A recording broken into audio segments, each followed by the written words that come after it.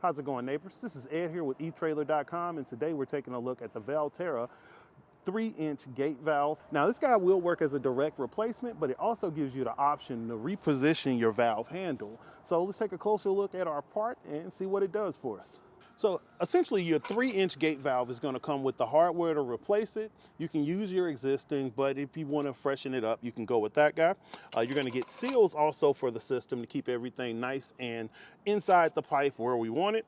And the cool thing is you're going to receive the 72-inch handle. Now this handle is going to allow you to reposition your pull handle to a different space that works better for you. You just want to keep in mind that you can't have any angles. However, you can curve up to 180 degrees. So this guy right here, I won't be opening the one on the RV here. However, this gate valve is just quite simple. It works similar to how your bike brakes work on your bicycle. Once you pull the handle, this is going to pull up on the threaded handle to open that gate. When you push it down, along with your seals, it'll keep all the waste where it should be.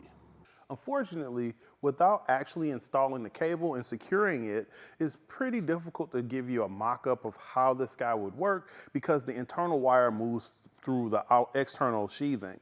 However, I will show you how to make the connections and how it's supposed to work. So you're going to start out by taking your cable, you get a set of pliers and get yourself a 90-degree bend.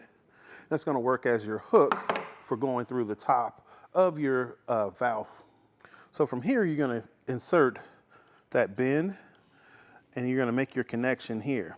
You're going to take your pliers, and this is a pretty stiff cable, and you're going to need to get this guy to close off.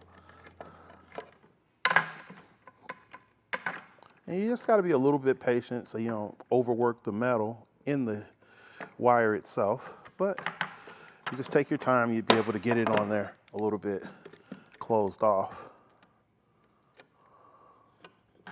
Now, once you have it, this is going to allow the inside of the cable to pull and push back in the actuator to close the inside valve. But again, without it being actually secured, it doesn't give you the resistance that you need in order to activate the door.